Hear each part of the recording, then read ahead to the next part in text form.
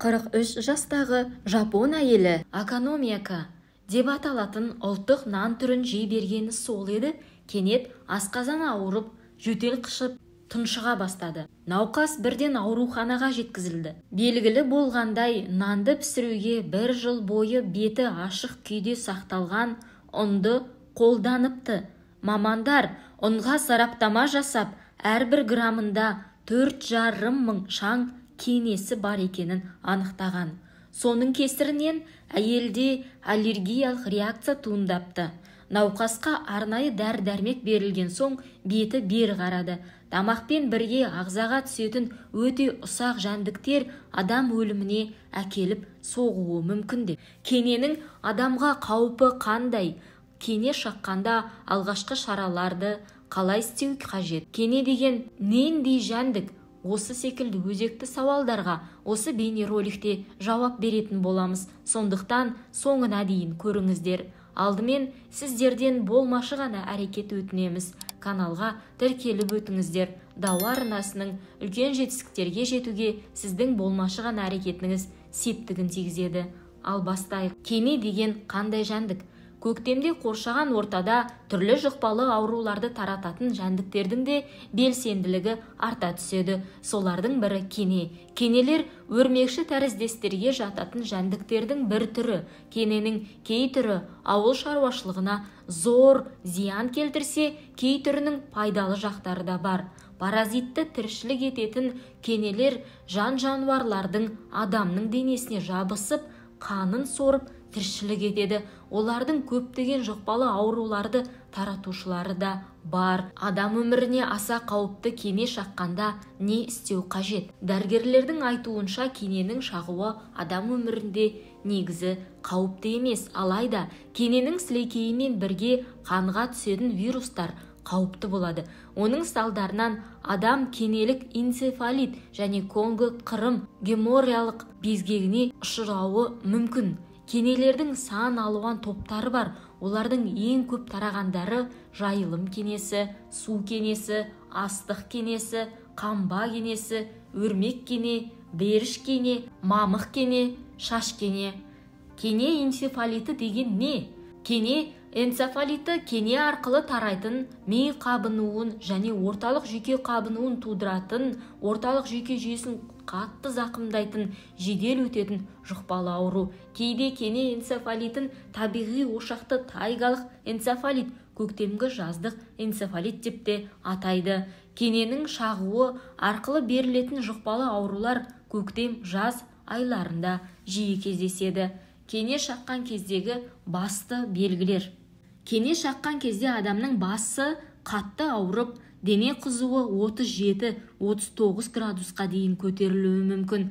Тіпті дене қалтырап, тері бөртіп, қызарып кетеді. Сондай-ақ бұлшық ауырып, адамның тыныс алуы қиындай түседі. Адамның тамаққа деген тәбеті жоғалып, жиі шаршай береді. Кене шақса не істеу қажет?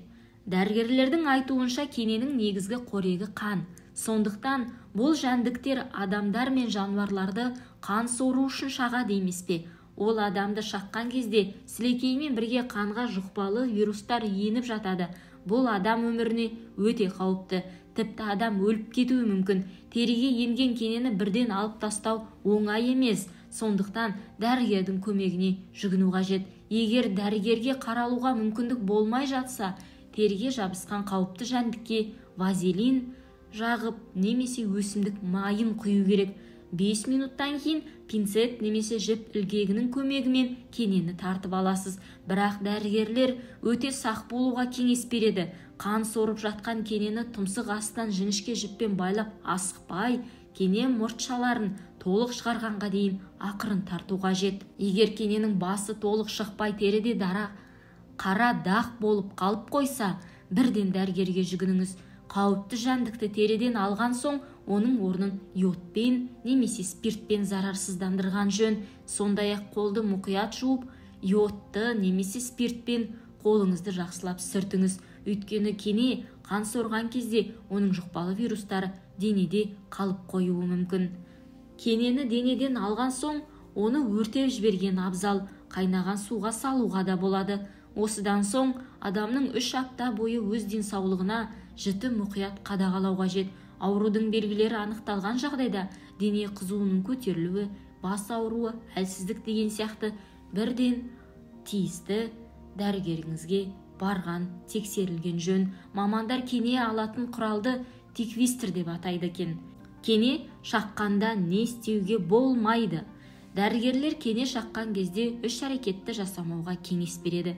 Терідегі кенені сықпау керек. Себебі кенеде қауіпті вирустар бар. Ол қолдың ашық аралары немесе тырнақтар арқылы адам ағзасына еніп кетуі мүмкін. Теріге жабысқан кенені жұлмау қажет. Өйткені оны жолған кезде жәндіктің басы теріде қалып қою мүмкін. Салдарынан жәндіктің улы сөлі адам ағзасына тарай бастайды.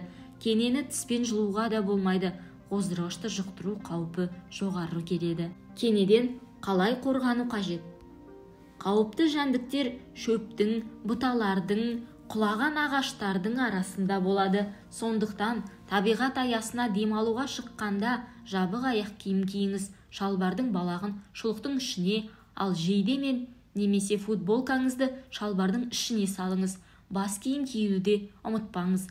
Кене адам терісіне жабысқан соң жарты сағаттай шағатын жерді іздейді екен. Сондықтан даладан үйге кірген кезде даладан киіп келген киіміңізді қағып сілкіп тазалап үлгеру керек екен. Дәрігерлердің айтуынша кене көбіне бас, мойын, қолтық, тізенің астын шағады екен, яғни жұмсақ болып келетін терілерді шағады екен. Сондықтан бұл кеңесті жадыңызда ұстаңыз. Кененің шағуын алдын алу мүмкіндігіңіз болады. Сонымен қатар қауіпті жәндіктерден қорғайтын кремдер мен спрейлерді пайдаланыңыз. Кене энцефалитіне қарсы екпе алуға да болады. Бұл вакцинация әдетте қыста жасалады.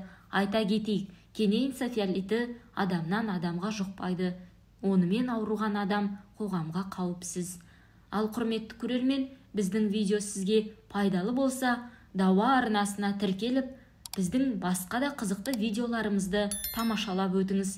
Алдын ала рахмет.